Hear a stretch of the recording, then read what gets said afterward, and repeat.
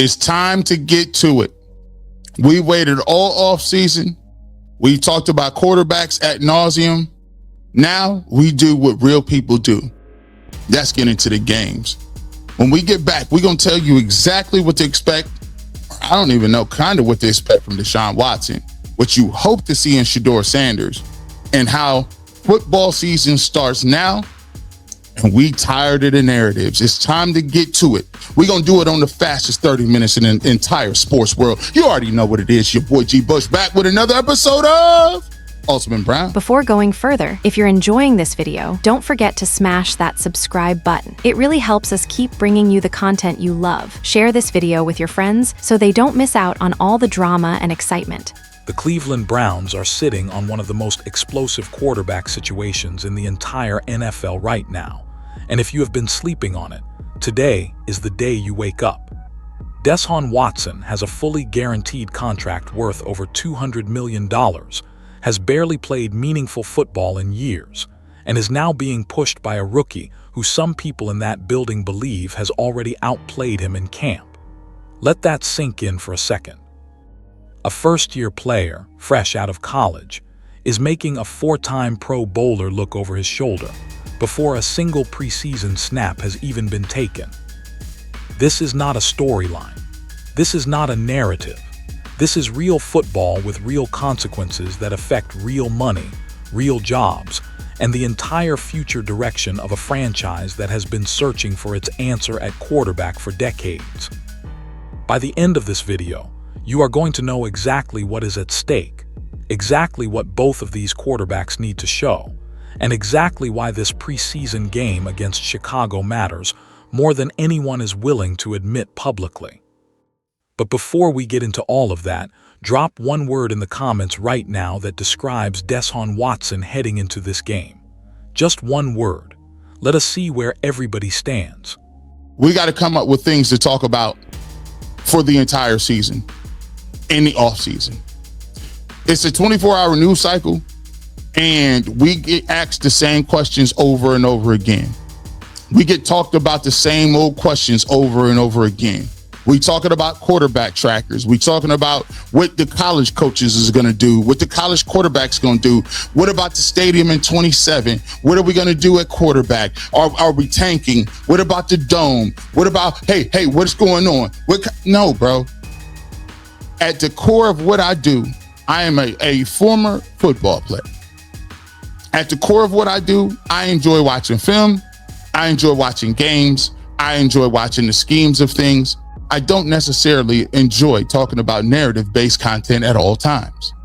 And for the real guys, the people who want to watch football, that love watching football, that don't fast forward time, this is what we wait for. See, I realize that a lot of people say they want competition. A lot of people say that they are cool with competing. But those same people seem to be tired all the time. People say, I'm tired of talking about the quarterbacks. Bro, get used to it. It's what you do for a living. I used to, there's other jobs. You could be digging ditches for a living. You could not be physically exhausted and mentally exhausted about talking about the quarterbacks. But guess what? That's what you get paid to do. And you get paid to dissect it in a different way. Stop crying. Everybody be running around here crying because the thing is, what I noticed, don't nobody really want competition. Before going further, if you're enjoying this video, don't forget to smash that subscribe button. It really helps us keep bringing you the content you love. Share this video with your friends so they don't miss out on all the drama and excitement. There is a specific feeling that comes with the first week of preseason football, and it is impossible to fake. All the talking, all the debating, all the tracker updates and practice report breakdowns, and unnamed source quotes from beat writers trying to fill column inches during a slow news cycle. All of it evaporates the second that ball gets snapped in a real game environment. And for the Cleveland Browns, that moment could not have arrived soon enough, because this offseason has been one of the most exhausting, most debated, most narrative-heavy stretches that fan base has experienced in a long time. And that is saying something for a city that has had its share of football heartbreak. Think about what Browns fans have been subjected to since the season ended. Quarterback tracker updates that told them who was getting more reps on a given Tuesday. Speculative columns about whether Deshaun Watson's mechanics had improved enough during the off-season program. Podcast debates about whether Shedeur Sanders was being given a fair shot, or whether the organization had already made up its mind and was just going through the motions of a competition. There were conversations about stadium deals, about tanking strategies, about what the long-term plan was if neither quarterback worked out. It has been relentless, and the brutal truth is that almost none of it actually told Browns fans anything concrete about what this team is going to look like when it matters. That changes now. And the reason it changes now is because football has a way of cutting through everything and delivering a verdict that no narrative, no tracker number, and no unnamed source can override. When Watson lines up behind center against the Chicago Bears and takes those first snaps, every single argument that has been made over the last several months either gets validated or gets destroyed. There is no gray area in the moment the ball is in the air. Either the throw is on time and on target or it is not. Either the pocket presence is there or it is not. Either the rust has been worked off or it has not. The field does not care about context. This is the part of the football calendar that separates the people who genuinely love the game from the people who love the conversation around the game. Real football fans have been waiting for this. Not because they want Watson to fail, not because they want Shedeur to stumble, but because they want the truth, and the only place the truth lives in this sport is on tape. Here at Gridiron Ground, this is exactly what we were built for. Not the noise. Not the hot takes designed to generate clicks during a slow week. The actual football. The schemes, the reads, the footwork, the decision-making under pressure. If you are new here and you found this video because you are locked into this Browns quarterback situation the same way we are, hit that subscribe button right now. Because the content we are about to drop as this preseason unfolds is going to be some of the most detailed, most honest Browns coverage you are going to find anywhere on this platform. We are not here to pick sides. We are here to watch the tape and tell you exactly what we see. Now here is where things get really interesting. The off-season being over is one thing, but the reason this particular moment feels so loaded is because of everything that has accumulated around Deshaun Watson specifically over the last 3 years. The expectations, the disappointments, the injuries, the questions about whether the player Cleveland thought they were getting still exists. And the uncomfortable reality is that even the people closest to this situation are not entirely sure what to expect from him. But before we judge what is coming, we need to understand exactly what. Before going further, if you're enjoying this video, don't forget to smash that subscribe button. It really helps us keep bringing you the content you love. Share this video with your friends so they don't miss out on all the drama and excitement. Got us to this point. Because the Watson situation in Cleveland is unlike anything this league has seen in a long time, and the full picture of it is wilder than most people realize. Here is something that almost nobody in the national media has been willing to say directly, and it is the most important thing you need to understand going into this preseason game.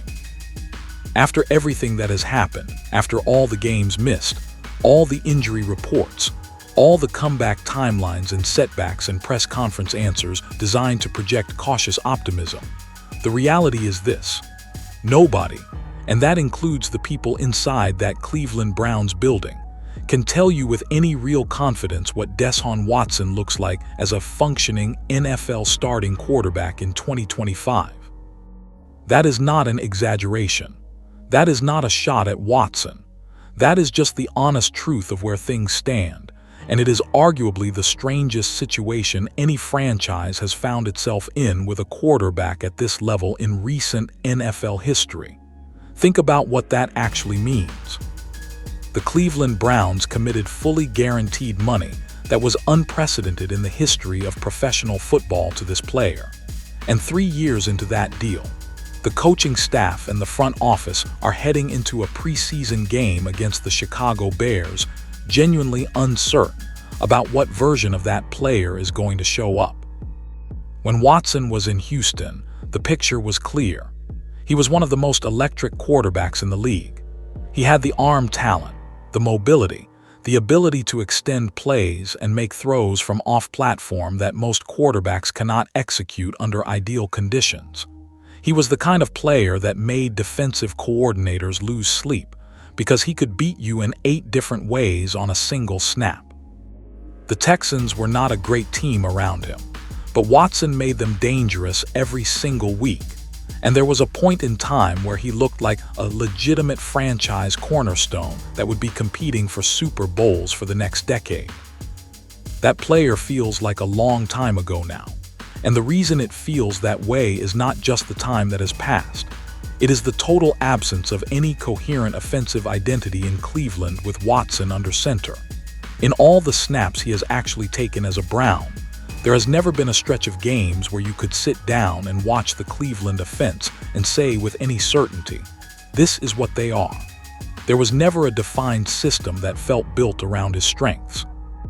There was no consistent short passing game, no established deep shot philosophy, no clear run-pass balance that told you anything about the offensive DNA of this team. Nick Chubb was in the building during some of that stretch, one of the best running backs in the entire league, and even with that weapon available, the offense never found a rhythm that made sense around what Watson was theoretically supposed to provide. The passing game never looked cohesive. The connection between Watson and his receivers. Before going further, if you're enjoying this video, don't forget to smash that subscribe button. It really helps us keep bringing you the content you love. Share this video with your friends so they don't miss out on all the drama and excitement. Never developed the kind of timing and trust that you see between quarterbacks and their pass catchers when things are clicking. And a huge part of that is simply that Watson was never healthy long enough for any of it to develop. But here is the part that makes this genuinely complicated. You cannot fully separate the injury reality from the performance reality when evaluating where Watson stands right now. Because the sample size of Cleveland Watson is so small and so interrupted that any verdict you try to reach feels incomplete. What you are left with is a quarterback who cost more money than any player in league history heading into a preseason game that functions almost like a first impression. Because for a lot of Browns fans, it genuinely feels like one. And if that level of uncertainty from the incumbent starter was not enough pressure on this situation, there is someone standing behind him in that depth chart who has been making the decision look harder every single day of training camp. Let us be clear about something right up front. The reports coming out of Cleveland Browns training camp about Shedeur Sanders have not been the politely positive, carefully managed kind of quotes that organizations typically release about their young quarterbacks when they want to protect a veteran starter's confidence. These have been the kind of evaluations that make you stop and pay attention, because they are coming from people who watch football for a living and are not in the business of overhyping a rookie just to generate headlines. Multiple people connected to the team and covering it closely have indicated that Shedeur Sanders has not just been holding his own against Deshaun Watson in camp competition. He has been making throws that have genuinely impressed the people watching. Splash plays, anticipation throws, the kind of deep ball accuracy that you cannot manufacture through repetition and coaching alone, because it requires a specific kind of spatial processing and arm confidence that either lives in a quarterback or it does not. And apparently it lives in Shedeur Sanders. The footwork improvements alone are worth noting, because footwork is one of those fundamental things that tells you a lot about how seriously a young quarterback is taking his craft. When you come into the league, your college mechanics may have gotten you by because your athleticism and your arm talent covered the gaps. But at the NFL level, against speed and schemes that your college tape never prepared you for, footwork becomes everything. It determines your release timing. It determines your ability to step into throws under pressure. It determines your consistency on throws that require precision rather than just velocity.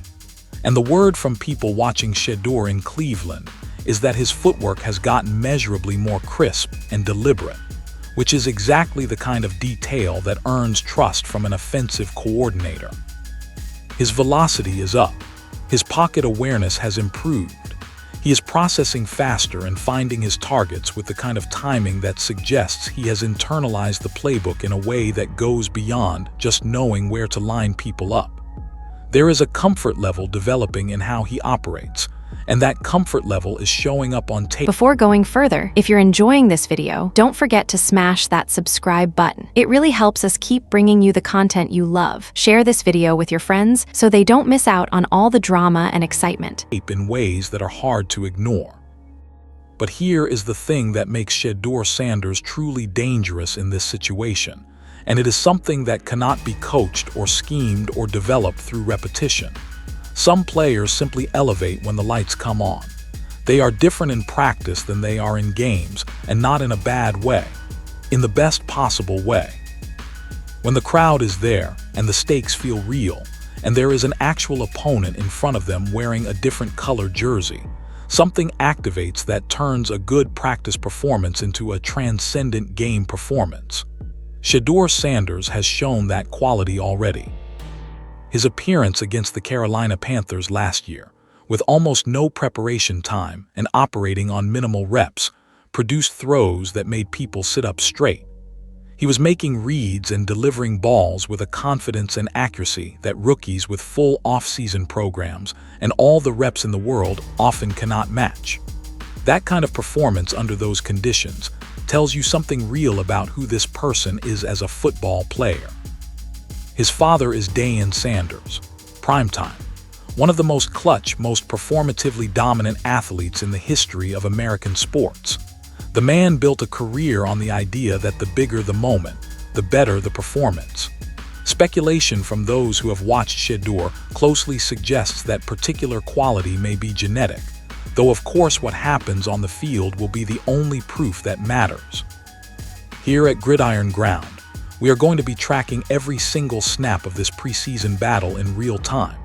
We break down the film, we look at the details that the highlight packages miss, and we give you the honest analysis regardless of which direction the story goes.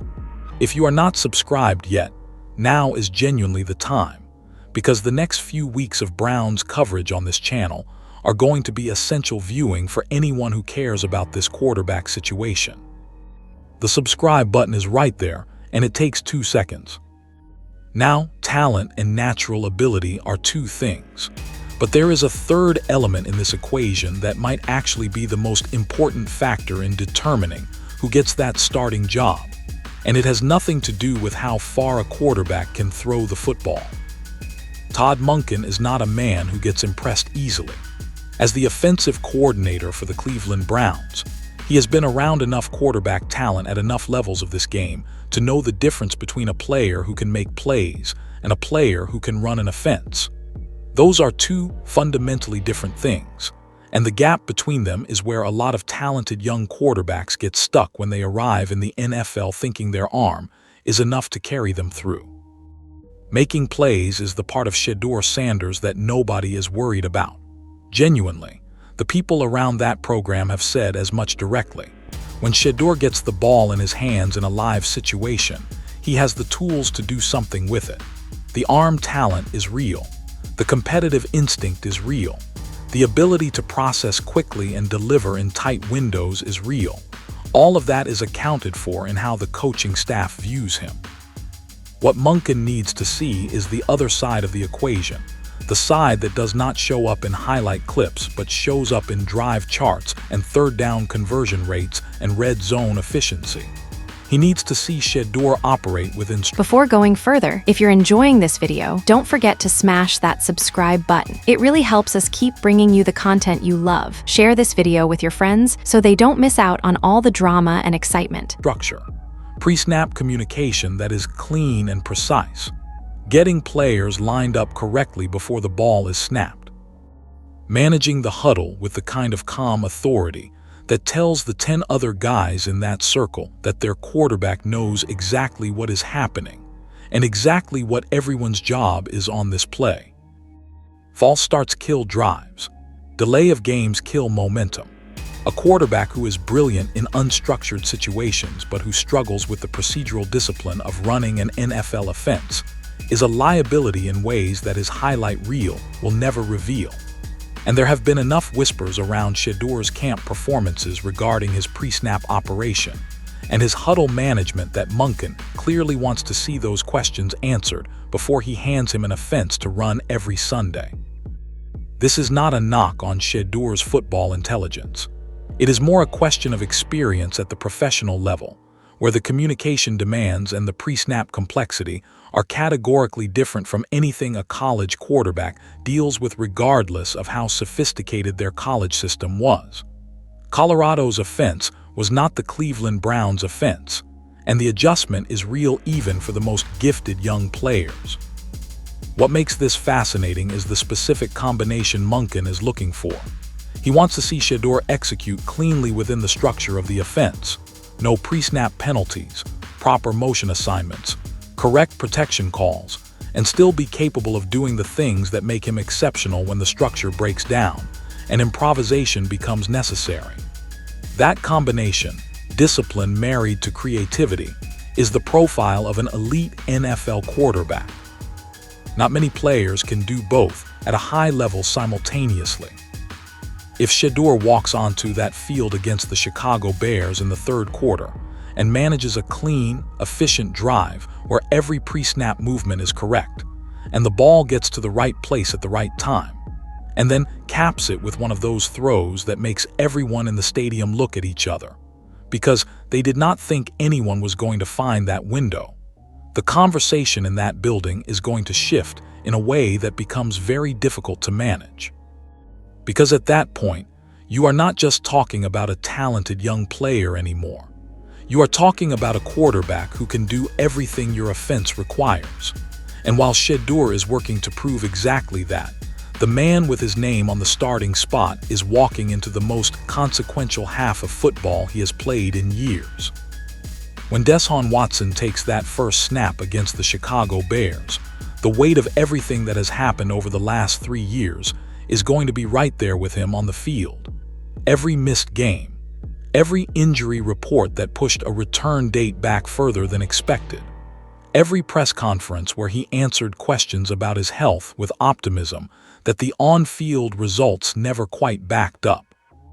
Every dollar of that guaranteed contract that sat on the Cleveland Browns books while the starting quarterback was watching from the sideline. All of it arrives at that moment when the center puts the ball in his hands. This is not a preseason game in the traditional sense for Watson.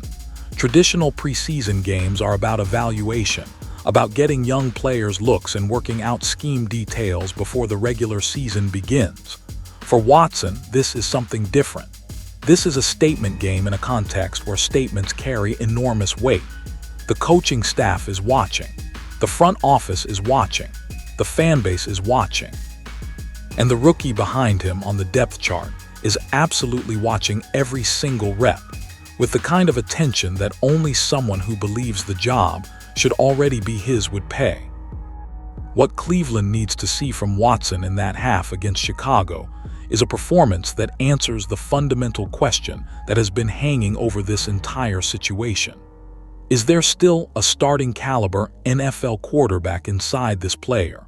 Or has the combination of time away, physical setbacks, and the psychological weight of everything this situation has carried with it taken something away that does not come back?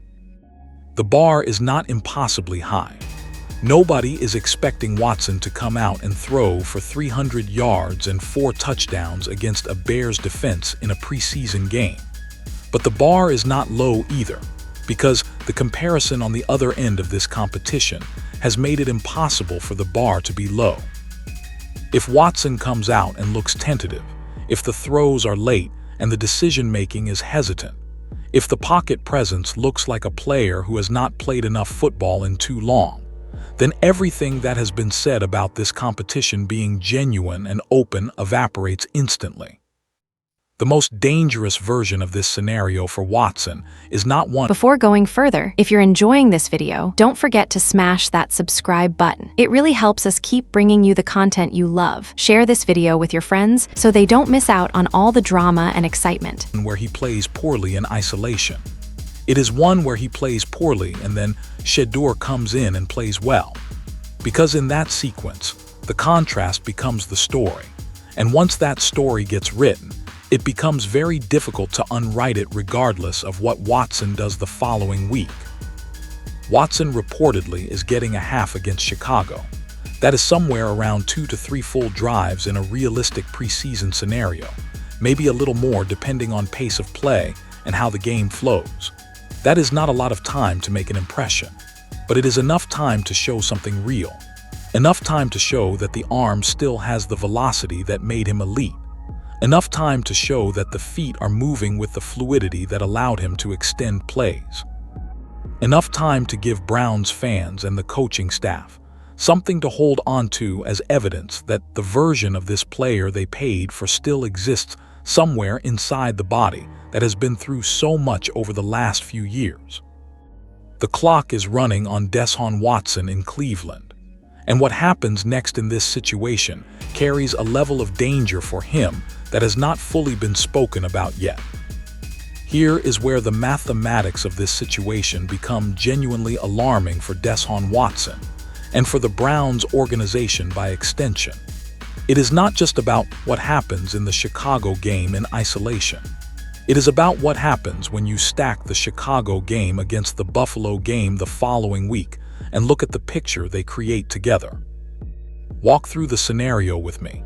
Watson starts against the Bears and gets his half. If that half is underwhelming, if the throws are not on time and the offense does not move the ball with any efficiency, the sideline vibe shifts immediately. People start whispering. The analytics people start pulling up the completion percentages and the air yards numbers and comparing them to what they were hoping to see. The conversations that have been kept internal start leaking at the edges. Then the third quarter arrives and Shedeur Sanders comes onto the field. And let us say Shedeur does what the camp reports have suggested he is capable of doing. Let us say he comes out with clean pre-snap operation, gets the offense moving, and then makes one of those throws that nobody expected, the kind that lands in a spot only a quarterback with exceptional anticipation and touch could find. The crowd reacts. The sideline reacts. And suddenly, the energy of the entire afternoon has shifted in a direction that Watson cannot reclaim because he is already done for the day. That is one game. That is manageable in isolation if the coaching staff wants it to be. But then the following week, Shedeur is already scheduled to start against the Buffalo Bills. Before Watson even gets another chance to respond, Shedeur is going to be out there against a legitimate defense, taking starting reps in a preseason environment that will actually test him. And if he goes out against Buffalo and continues the momentum from the Chicago performance, you now have back-to-back strong outings from the rookie against back-to-back different opponents. That back-to-back combination is not just a narrative problem for Watson. It is a momentum problem. In professional sports, momentum is a real and measurable force.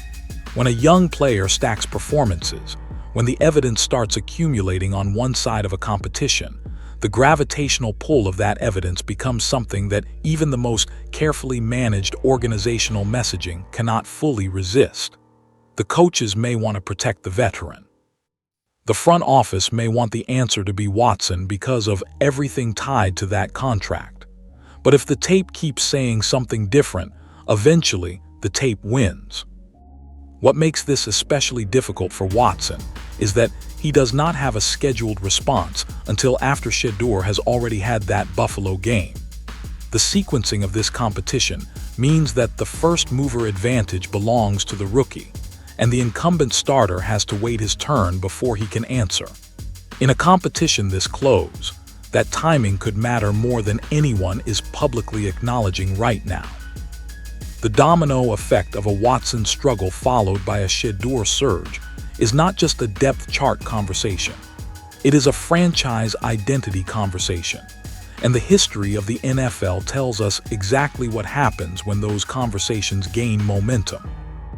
Every year, across every NFL market, you will hear some version of the same dismissive take from fans and media personalities who want to appear sophisticated about how football works. Preseason does not matter. The starters are not trying. The schemes are vanilla. Nobody is playing to win. They are playing to avoid injury. The whole thing is basically an extended practice in front of a paying crowd. That take is wrong. Not partially wrong. Fundamentally wrong in a way that matters enormously to the specific situation the Cleveland Browns are navigating right now. Here is the reality. Coaching staffs do not watch preseason tape with a casual eye.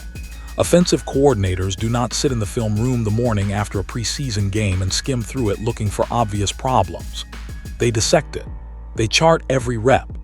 They evaluate every pre-snap decision, every protection adjustment, every route combination against the coverage that was presented, every throw not just for completion or incompletion but for placement, timing, anticipation, and touch.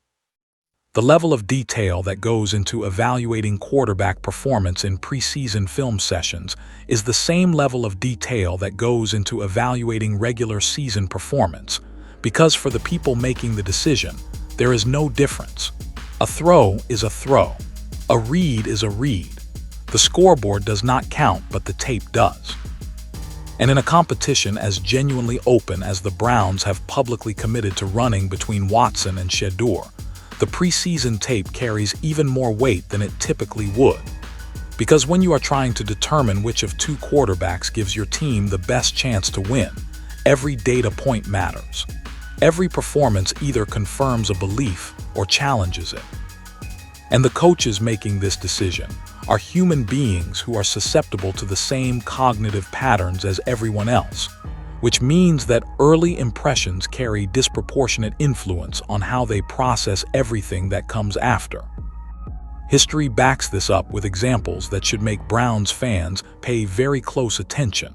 Quarterback competitions that organizations present to the public as genuinely open have a pattern of being resolved by preseason tape more often than the public narrative suggests. Teams announce competitions. They talk about giving both players a fair chance. They speak about wanting to see evaluation over multiple games before making a final decision.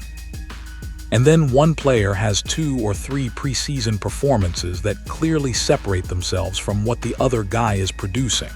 And suddenly, the decision that was supposed to take weeks gets made quietly, and the press conference language shifts from competition to opportunity, which is front office vocabulary for the job has been determined. This is exactly why Gridiron Ground exists. To cut through the language and show you what the tape is actually saying before the official announcement catches you by surprise. If you want to be ahead of this story instead of reacting to it after the fact, subscribe to this channel right now. We are going to be in the film, in the numbers, and in the details of this competition every step of the way. Every preseason snap Watson and Shedeur take is going to be covered here with the depth and the honesty that this situation deserves. The stakes of these preseason games are real, and what is truly at stake for the Cleveland Browns goes so much deeper than which of these two quarterbacks gets the first regular season start. Strip away the individual storylines for a moment. Set aside the Watson comeback narrative and the Shedeur hype and the camp reports and the tracker debates.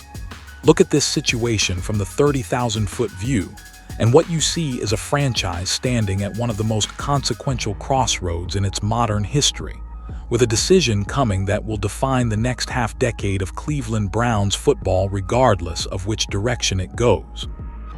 If Deshaun Watson wins this competition and reclaims the starting job, the Browns are making a bet that everything that happened before was circumstance, that the player who was elite in Houston is still in there, and that a healthy, full season is going to reveal him in a way that the Cleveland tenure has never allowed. That bet requires ignoring a substantial amount of evidence that suggests otherwise, but it is a bet the organization might be willing to make simply because the alternative carries its own enormous risk. If Watson is the starter and it does not work out, the season is likely a loss, and the evaluation continues. Painful, but manageable in the sense that the contract is already on the books and the financial damage is already done. But if Shedeur Sanders wins this job, the entire calculation changes in ways that go far beyond the depth chart. The Watson contract, the most fully guaranteed deal in NFL history at the time it was signed, becomes the most expensive backup situation the league has ever seen. That is not just an embarrassing headline. That is a financial and organizational reality that shapes every roster decision the Browns make for years.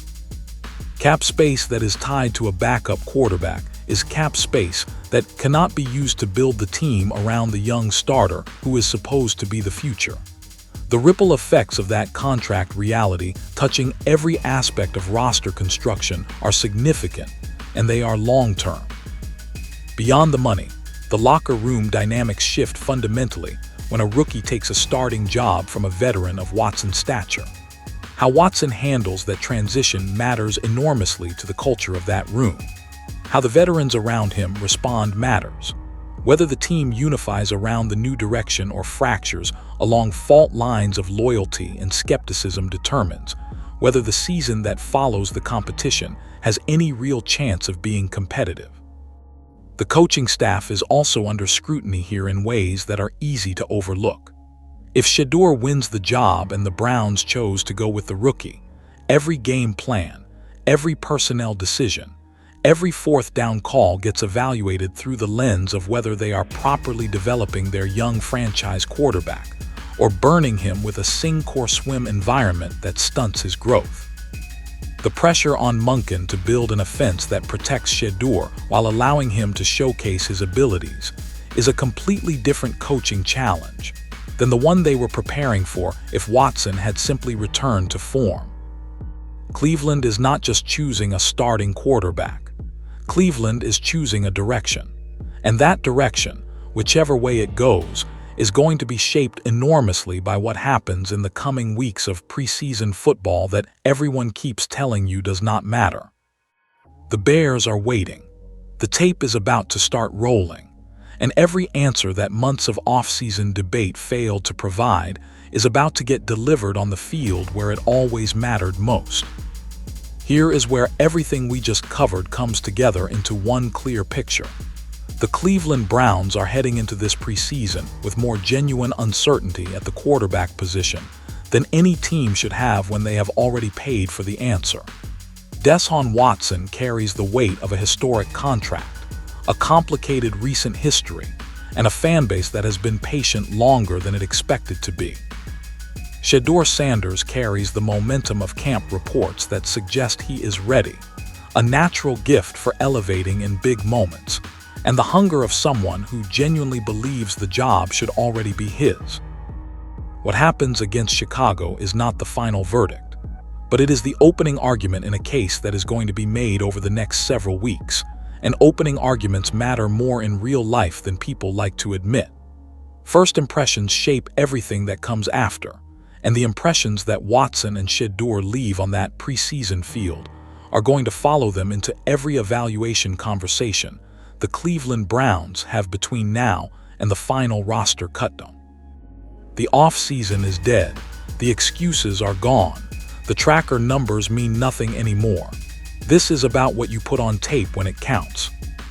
And the question worth sitting with as you watch this thing unfold is a simple one. What if the answer the Browns have been looking for was already standing on their sideline the whole time?